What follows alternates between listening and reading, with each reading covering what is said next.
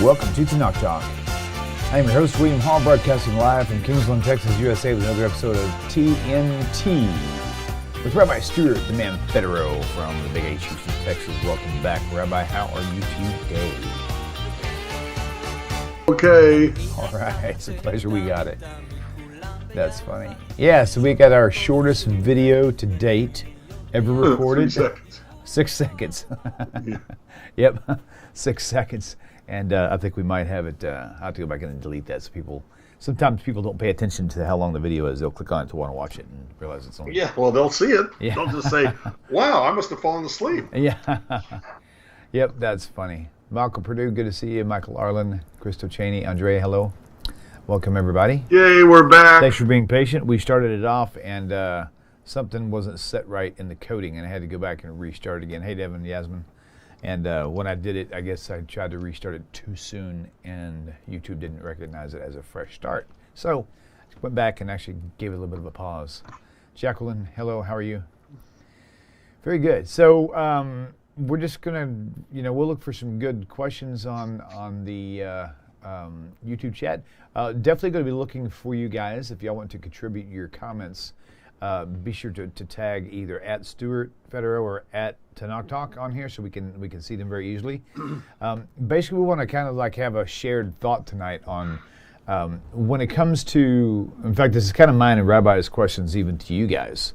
What are your go-to verses whenever it comes down to showing either inconsistencies in the New Testament or blatant errors, or just really good counter-missionary concepts that you've gotten and you've experienced? Hello, Amy, Vicky, Darlene, Gabriel Gray, Zane Lyons, Al's a lot of viewers out there. Good to see everybody tonight.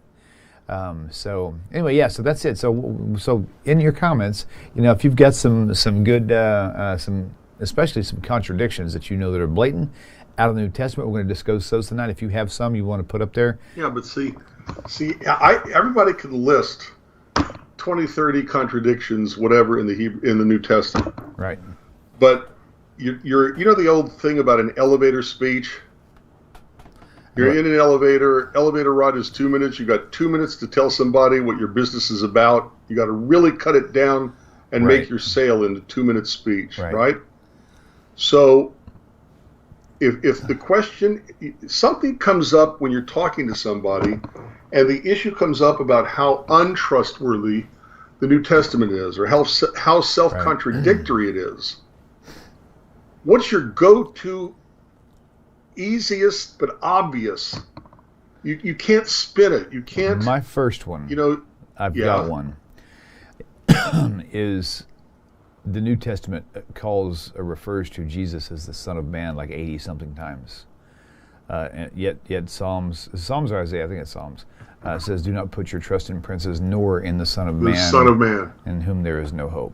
Right. So that's my number one go-to. I just got to figure out where it's at. So, but hey, Frank, good to see you. Margot. Frank, Margot, Christo, Amy, Vicky, Darlene. My go-to passage will depend on the text that missionaries bring up to me.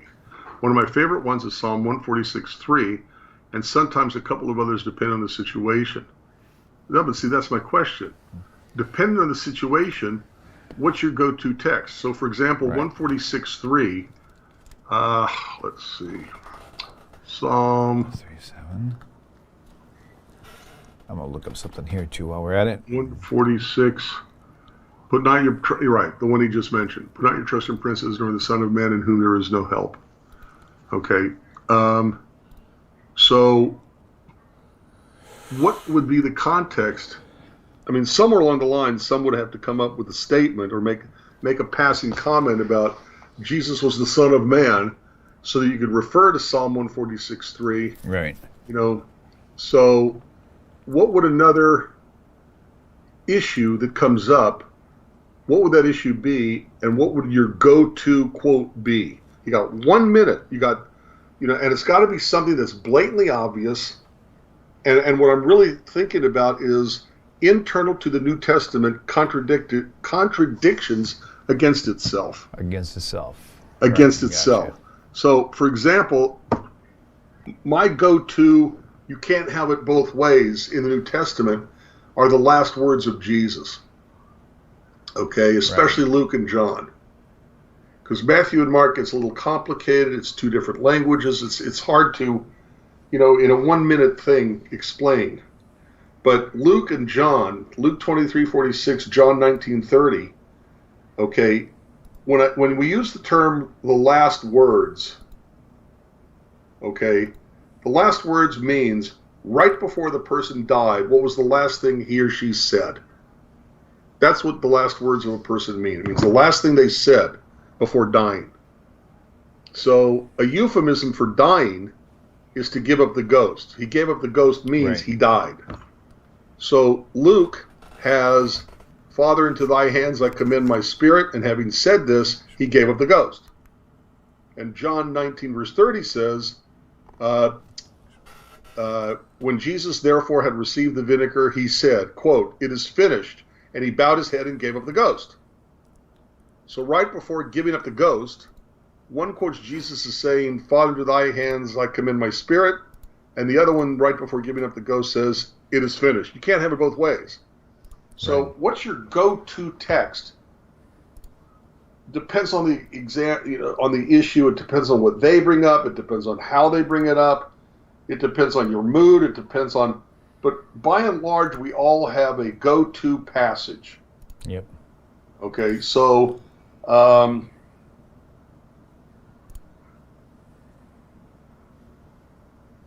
Jesus was the Lamb of God.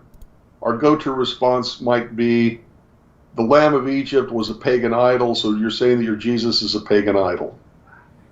Okay, Chnum, or however that's pronounced, the name of the god that it was a lamb. Okay, so we all have our go-to passages. I'm just curious what some of yours are, especially when it refers, or it's in response to internal contradictions to the Christian New Testament. Right. So. Okay. Okay. Let's see. Acts 5:34-39 contradicts Paul's persecution of Christians. Own without ever meaning or taught. Acts 5:34. Acts 5. Sorry, I'm 34. Then stood up. Oh, here, let me get rid of those. Okay. Then stood there up one of the council, a Pharisee named Gamaliel, a doctor of the law, had in reputation among all the people, and commanded to put the apostles forth a little space. And he said to them, you men of Israel, take heed to yourselves that you intend to do as touching these men. For before these days rose up Theodos, boasting himself to be somebody, a false Messiah, by the way, to whom a number of men, about 400, joined themselves, who was slain, and all as many as obeyed him were scattered and brought to naught. After this man rose up Judas the Galilean in the days of the taxing and drew away much people after him. He also perished, and all, even as many as obeyed him, were dispersed. Okay, by the way, showing the reason they couldn't have been the Messiah is that they died. Jesus died. It should also show that he wasn't the Messiah too, by the way. Right. Okay, so let me go back. Let's see. Contradicts Paul's persecution of Christians.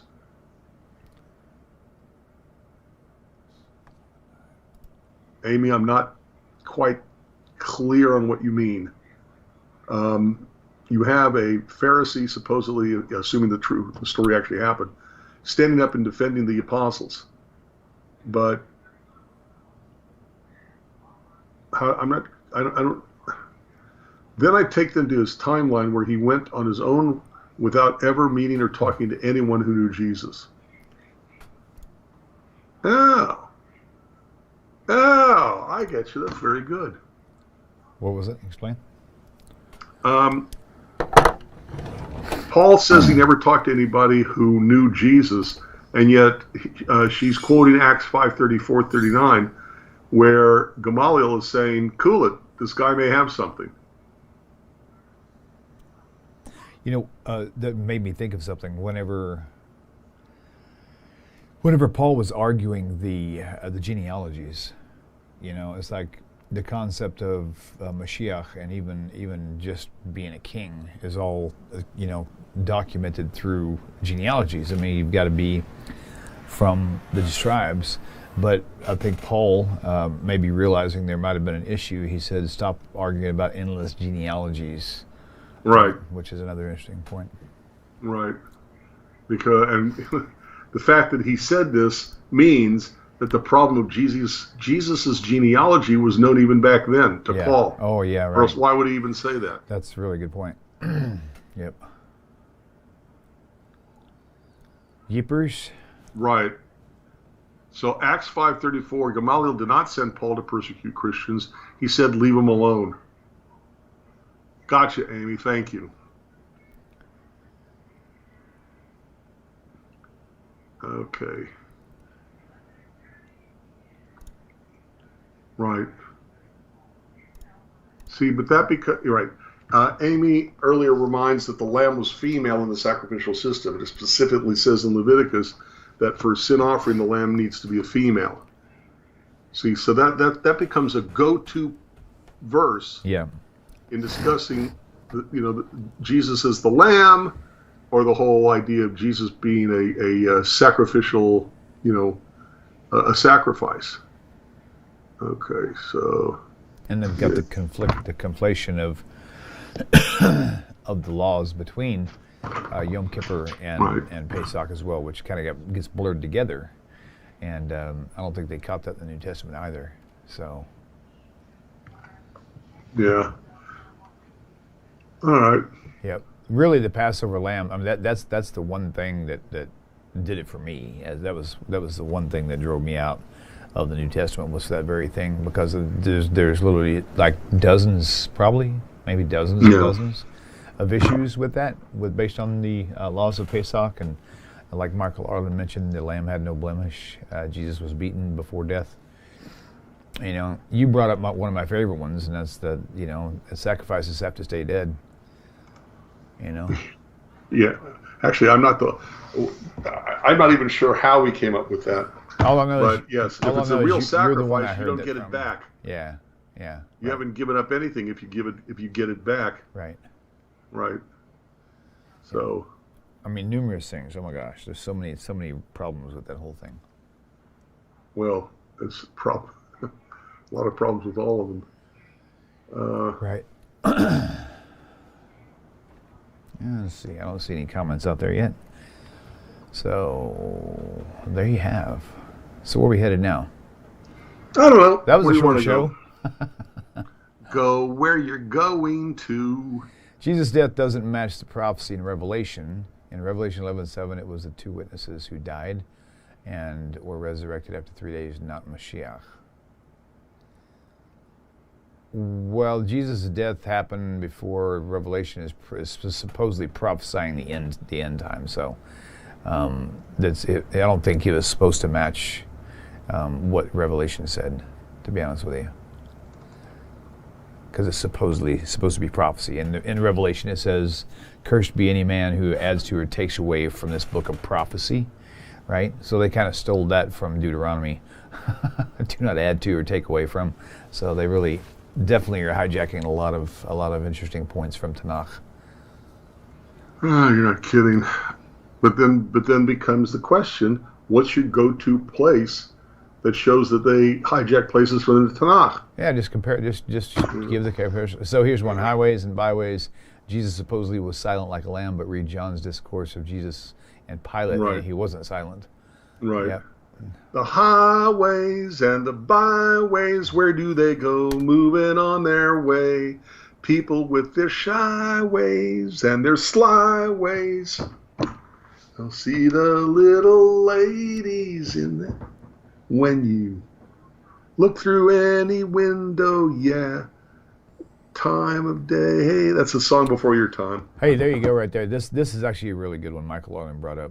God stated, "A man cannot see my face and live." Now, Christians will say that Moses saw God's face, but the text doesn't say that Moses saw his face on our defense. But Christians will use that to say that's not true. They'll say he saw him face to face. Yeah, right. But that doesn't necessarily mean, they take that literally, we don't. Right. Unless they think God is a liar. So. Right. Well, I mean, the thing that you can really reason with, because it actually gave a clarifier, in that verse. He said he saw him. He spoke face to face as one man would speak to his friend. So basically, they were talking in real time, back and forth.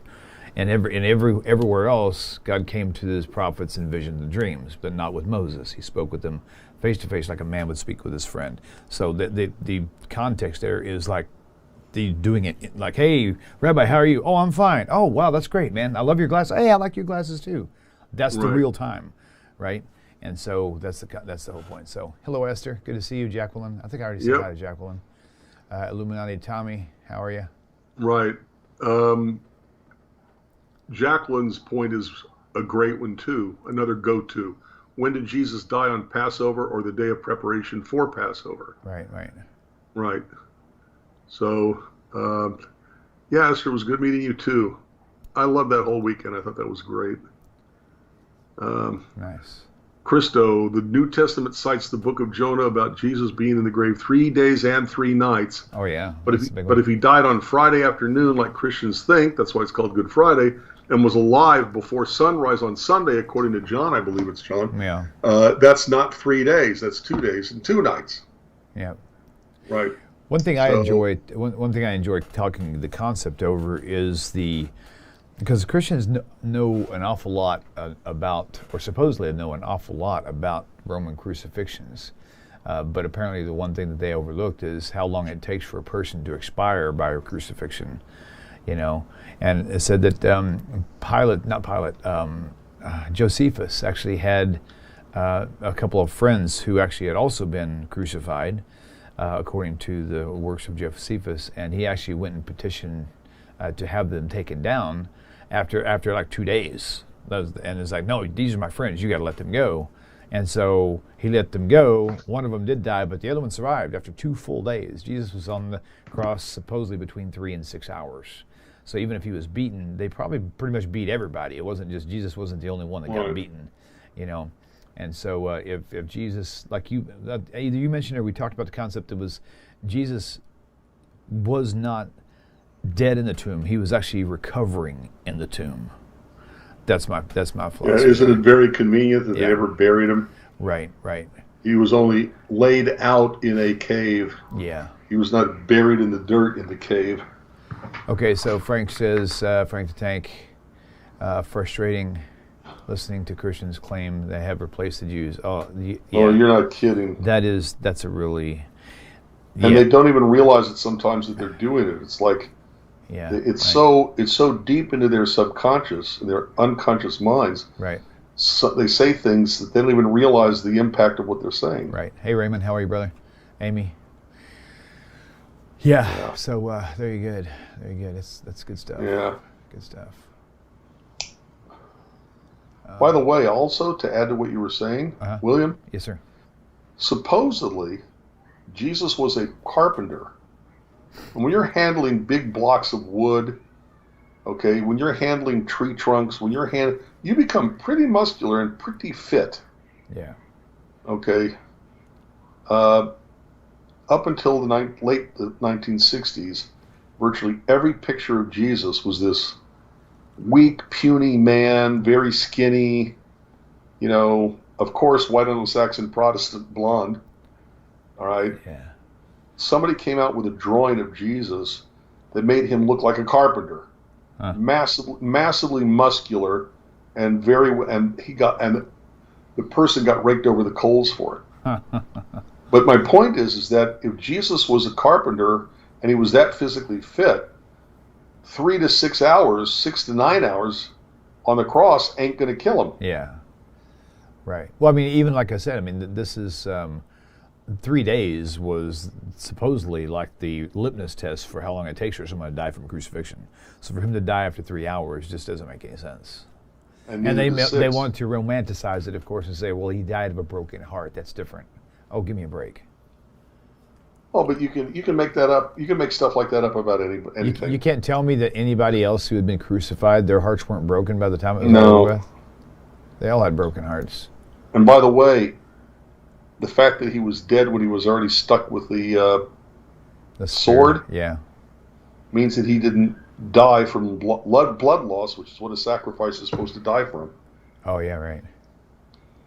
Okay, Paula writes, and it's an important point. If he existed, he rotted on the sticks of the Romans like all those who were convicted of sedition.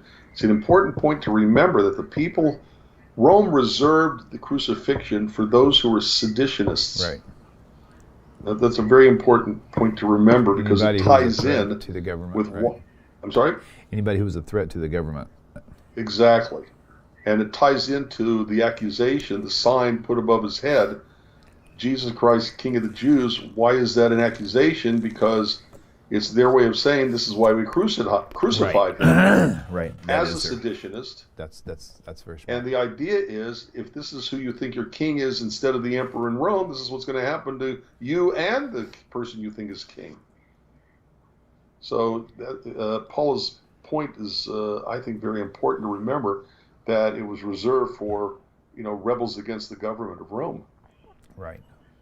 And anybody who had a following instead of Rome could be a following in place of Rome. So Illuminati They're Tommy, not going to tolerate that very quickly. Oh yeah, right. So Illuminati Tommy, that's another act of plagiarism. The whole Revelation line, lining up with the concept of Daniel. I mean, most of the ideas coming from the New Testament, from the Christian New Testament, is plagiarism from Tanakh, and this is another one. So it's Daniel, it's Ezekiel. There are passages in a number of places in the Tanakh that look like they were lifted and put right in the book of Revelation. Right. So, so Frank asks a very good question. Should we engage in debate, say here on YouTube, with Christians, frustrating watching them steal Hashem's glory? So should we engage in debate? And my answer is quite simple. If you feel up to it, go right ahead. Most times I just get so tired of it. Like on Facebook, if somebody says something on Facebook and very few, if any, people have responded, then I may throw in my 2 cents worth. Right. But if somebody has a Facebook post and there are like 150 comments, I'm not going to waste my time. I assume that people have already dealt with it and it's okay, and I'm moving on. I'm not going to respond to something and be the 450th person to comment on the original post. I personally don't. I avoid debates myself. I mean, if anything, I might. No, I'm not talking. I don't think he's talking about a debate. Yeah, he's talking about online. He says engage in debate. Yeah. So, but my for me, thing it's is just comments here and comments there and throw them out. If anything, sometimes I try even not to read them because they do tend to get frustrating. And by the way, hello Gustavo, good to see you. And so every once in a while, if I do, I'll drop a bomb and leave. Like a big just. That's what I do. I'll drop a bomb and leave. Just something to give guerrilla them to think warfare, about. hit and run. And so, but yeah, debates aren't ever won anyway. So, if they ask you questions, I mean, if you're engaging in private conversation, I would say anybody who comes to you with a question, even if you think they may be coming to you for the wrong reason, I would still answer them and give them something to think about. You know what I mean? And then if they do tend to be more open, then you can just keep on discussing with them. But right, yeah. If always answer a question, and if you don't know the answer, don't give a false answer. Say, I don't know the answer, but I will find out and I will message you. Right. Ahova, how are you? Never give an answer unless you absolutely are sure that answer is the correct answer. Right. Aaron Adkins, good to see you. Really tired of people who give an answer and don't know their tush from a hole in the wall. So Aaron Adkins says, is there any proof outside the New Testament that he never existed? The interesting thing about that question is the burden of proof actually lies on the New Testament to prove he did. Right, because you can't prove a negative. You can't prove something didn't happen. Right. So and the answer is pretty simple there. There is nothing there's nothing at all outside. You know what gets me about that, William? What's that? I see it every single time. Christians will quote people who lived, give or take, around the same time as Jesus, and they'll make a reference to Jesus. But if you go to the actual reference, the actual things that they say, they're not actually saying, hey, when I was walking along, I ran into this guy Jesus, and he was a really cool dude. Right. Okay? What they're doing is they're reporting on the phenomenon of Christianity. they're not saying Jesus existed and here's proof. What they're saying is that Christianity existed, and who are the Christians? They were people who believed in Jesus as the Messiah, right, as the Christ. They're not giving evidence that Jesus existed. They're giving evidence that Christianity existed that far back. It's not the same thing. right. So when Tacitus or Philo or one of these people it gets quoted as, oh, he talked about Jesus. No, he didn't. He talked about Christianity. Right. But that doesn't prove that Jesus existed. Right. All it proves is that Christianity existed. Right. Yeah. Okay. Yeah, so the topic was, is there any place outside of the New Testament?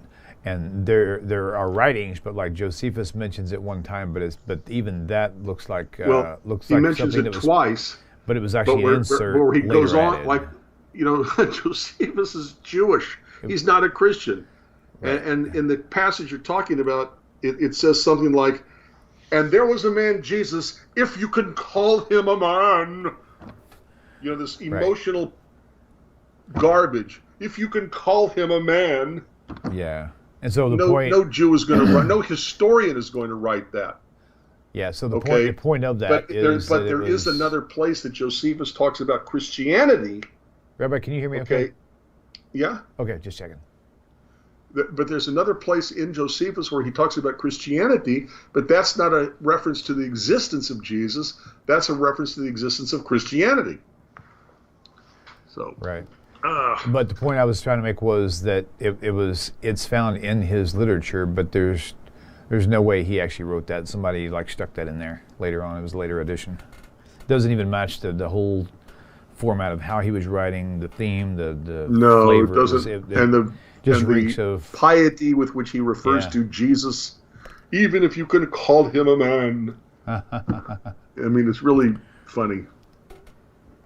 Yeah. Right. Okay. Yeah, that's right. That's what we were talking about, Diane. The passage is probably inserted. That's what it sounds like. Yeah. Well, the first one was inserted. The questionable one was inserted.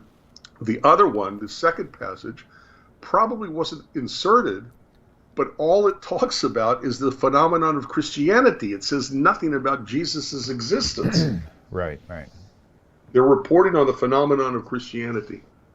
The movie Yeshu was a very common name for Jewish males in the first century. Some Talmud editions clarify the time frame of when a Yeshu might have lived. None are from the first century. Right. Yeah. The by and large, everybody agrees, the rabbinic, Talmudic scholars, whatever, that the Jesus or Yeshua or Yeshu or whatever you want to call him in the Talmud, none of them actually refer to the Jesus. So. Right. Right, and Gustavo is correct. Even if he existed, it doesn't make him Messiah, God, prophet, whatever. Right.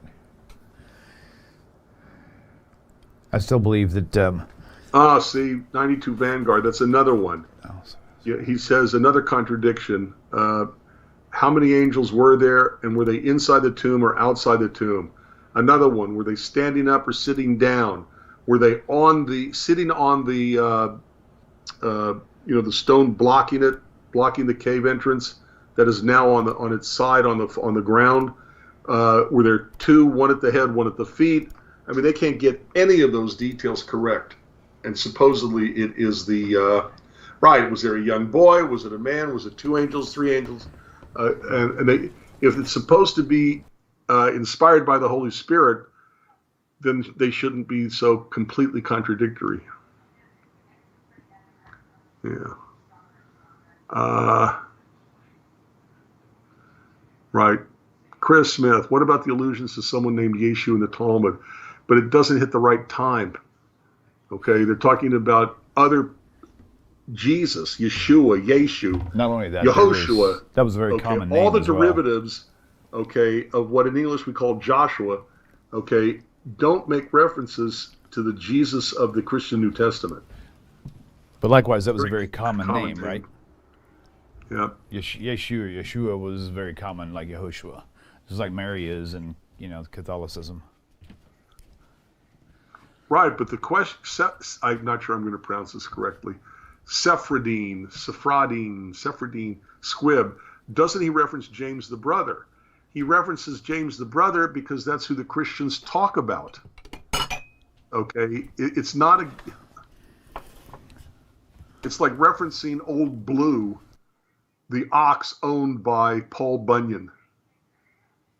Okay, it doesn't mean Paul Bunyan existed because somebody references the ice blue ox of Paul Bunyan.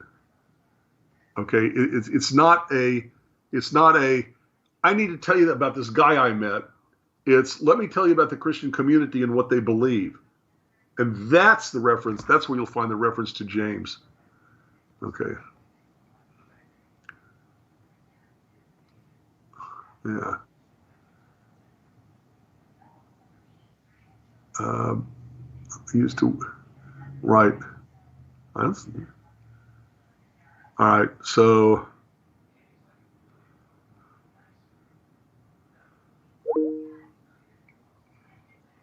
right. Illuminati Tommy, you're exactly right. What they're trying to do is they're trying to show the Pharisees, the precursors of the rabbis, who were already in existence when the late Gospels of Luke and John were written. Okay, and they're trying to show them in a bad light. So, what do you mean you're eating from the field on Shabbat? You know, or how dare you cure somebody of a horrible disease on Shabbat? You know, as if there's something wrong with that in Judaism. They're trying to make them look like, Sephradine, he may have talked about James's death, but it's in context of what the Christian community was believing or doing at the time. You know, it's like me referencing, I don't know, the people marching into the Congress building on January 6th. Okay, I can be talking about that incident and make a reference to how they were supporters of Trump or something. It doesn't necessarily. It's not a statement that Jesus existed, or even that James existed. It's a reference to a historical event and why they are who they are. Now you're making me go back into my head, into my memory, and try to pull it out. But I'm going to have to go find the two passages and verify what where'd it go? And verify what I said.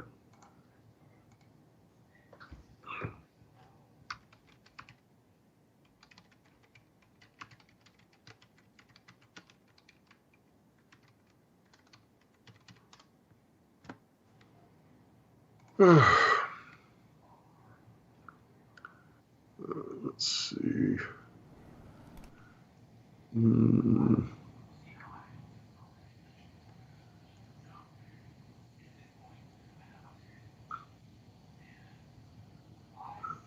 Okay.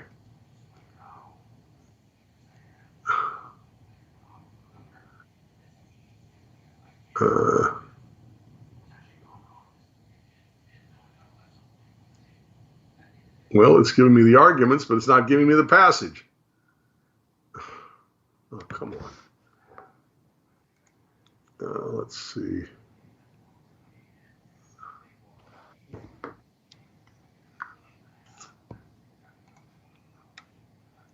Okay.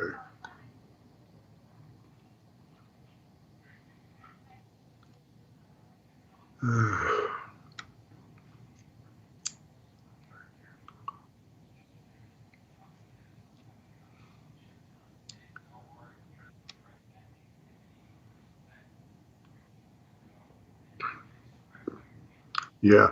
The first one is 1863 of Antiquities. About this time lived Jesus, a wise man, if indeed one to even call him a man. Please. Okay. All right. At this time, there was a wise man called Jesus, and his conduct was good, and he was known to be virtuous. This is about the phenomenon of Christians. Many people among the Jews and the other nations became his disciples. Pilate condemned him to be crucified and to die, but those who had become his disciples did not abandon his discipleship. They reported that it appeared to them 3 days after his crucifixion. It's reporting on the beliefs of Christianity. It's not a validation of the existence of Jesus. According, he was perhaps the Messiah, concerning whom the prophets have reported wonders, and the tribe of the Christians, so named after him, has not disappeared to this day. The point is that it's about Christianity. It's not a testimony of the existence of Jesus. They had a reference to Jesus in the movie Ben-Hur, right? In there, but it was really vague. Kind of like it kind of gave me the impression of it was kind of like the whole idea of Josephus, the way it was presented. But it was also reflecting on that idea of this guy had somewhat of a following. Not about him at all, just that this guy, Jesus of Nazareth, and who had quite a following. Okay, anyway, now who's going to be the next guy to win? So it was like a quick changeover, but it was just a spot of, the thing about it is, if you think about the whole idea of if Jesus performed all of the miracles that they said he did, everybody everywhere would know about him. Then they would be very, very moved to be curious as to why, Right. Okay, having such a character, Ananias thought that with Festus dead and Albinus still on the way, he would have the proper opportunity. Convening the judges of the Sanhedrin, he brought before them the brother of Jesus, who was called the Christ, whose name was James, and certain others. He accused them of having transgressed the law and delivered them up to be stoned. But those of the city residents who were deemed the most fair-minded and who were strict in observing the law were offended at this. Accordingly, they secretly contacted the king, which would have been Herod Agrippa II, urging him to order Ananias to desist from any more such actions, for he had not been justified in what he had already done. Some of them even went to meet Albinus, who was on his way from Alexandria, and informed him that Ananias had no authority to convene the Sanhedrin without his consent. Convinced by these words, Albinus wrote in anger to Ananias, threatening him with punishment. And King Agrippa, because of this, deposed him from the high priesthood in which he had ruled for 3 months.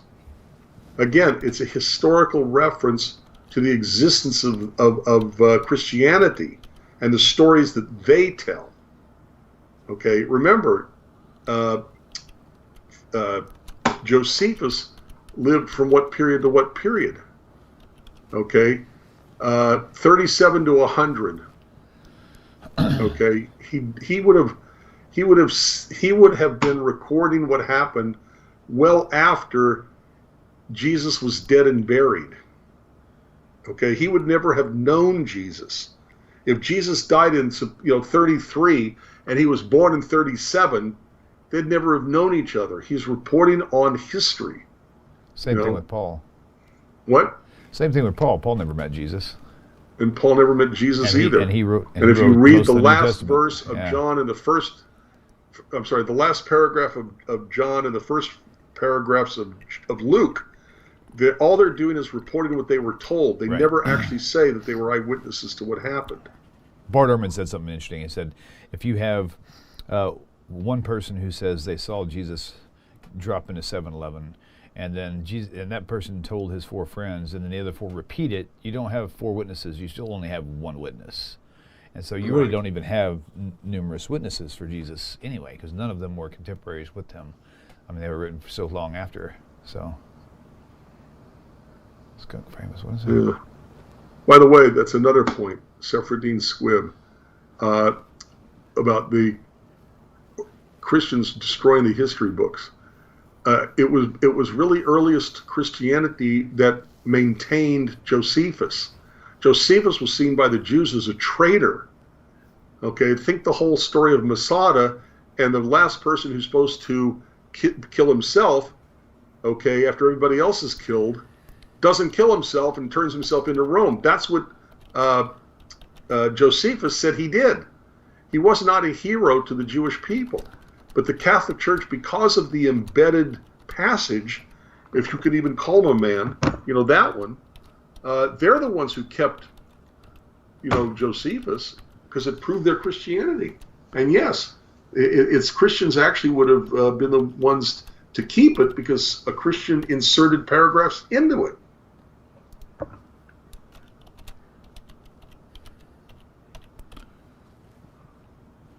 Right.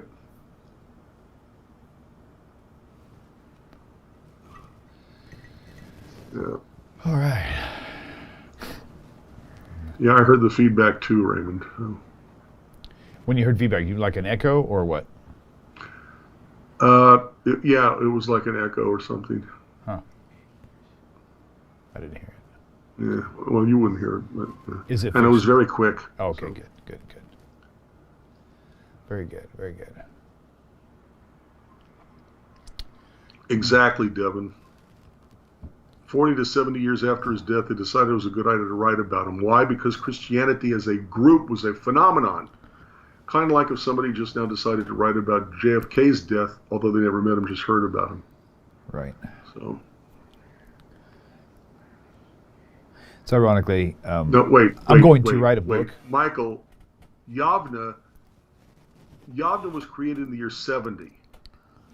Okay, Yavne was created when the temple fell. Yavne was created, give me Yavne. This is the famous line of Yochanan ben Zakkai when he has that whole thing with, what's his name, of Rome.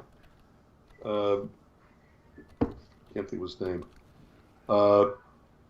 They smuggled Yochanan ben Zakkai literally in a coffin, telling everybody they got to go bury this guy. He's alive. As soon as he gets out of the city and into the Roman encampments, he opens up the coffin and pops out and goes to talk to, and I can't think of the guy's name, the head of the Roman military.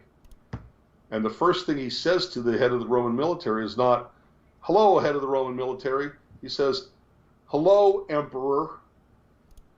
And he says, "Why are you? I'm a general. Why are you calling me Emperor?"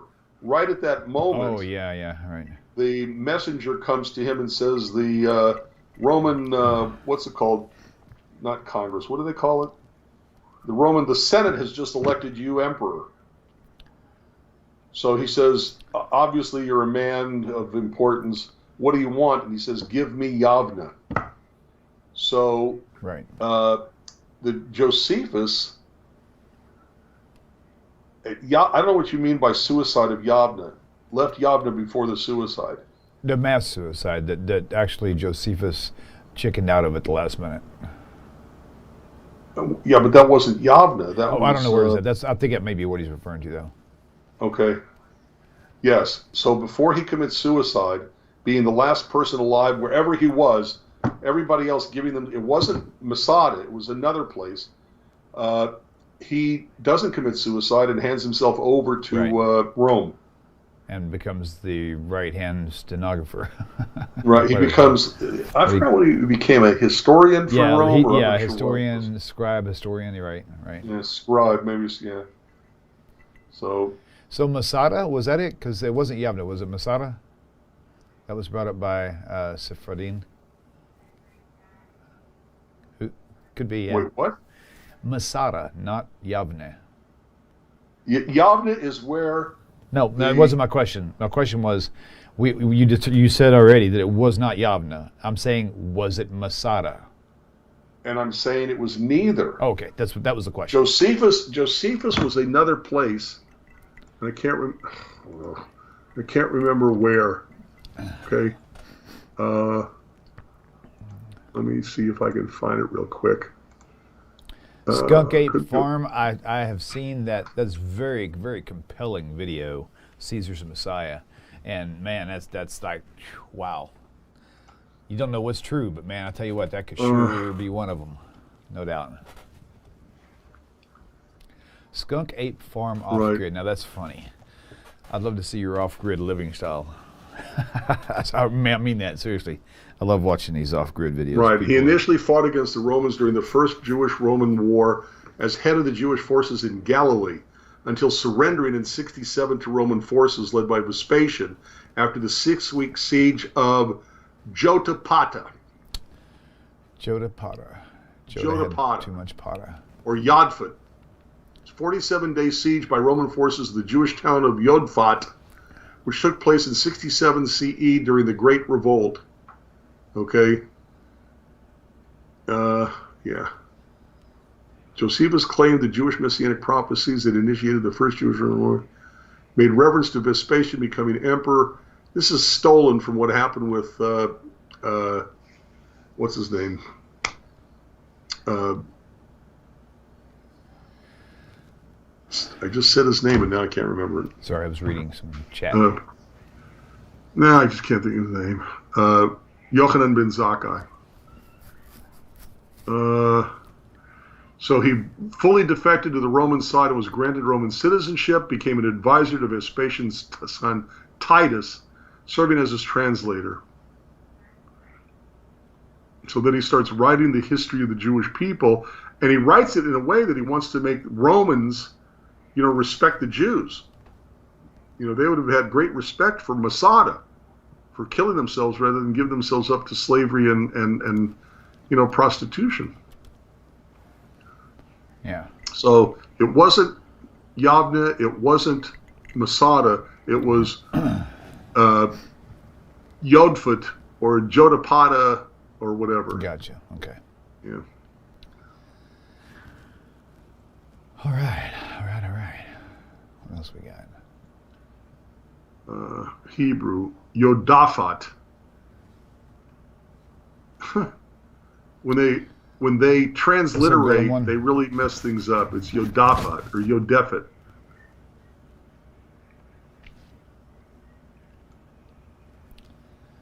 Very good. So, all right. Rabbi, Rabbi, we're only 45 minutes in, but I have got a conference call that was supposed to happen 2 minutes ago. I'm going to have to end. Oh, I didn't know that. You should have said something. Yeah, well, I know, but I was... No. This is fine. We'll go. Yeah. So there's always next week. People, if you've got topics that you'd like us to cover, let us know. Certainly. Email or whatever, William or me. Let us know what you'd like us to cover because, we'd like ideas. Absolutely, as often as you can, and you may be just as fortunate to send both your emails to me and to Rabbi Federow.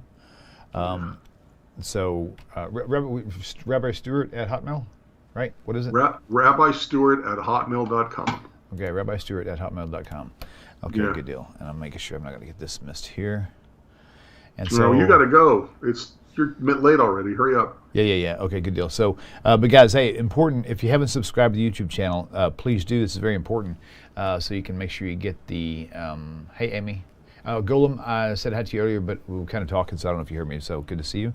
Hang on one second. I lost one of my screens here. And there it is. Cool. So that's it. So subscribe to the YouTube channel, turn on notifications, turn on all the notifications. There's like options. There's 3 options on the notifications. Select all. That way. Thank you, Janice. Good to be back. Because I put up posts often that will tell you like 30 minutes ahead of time, hey, this is fixing to go live. So if you select all on the notifications, you should get those messages as well. And so do that for sure. Thank you guys. Appreciate it. Rabbi, love you, and we'll see you guys next week. We'll see y'all later. Same place, everybody. Peace.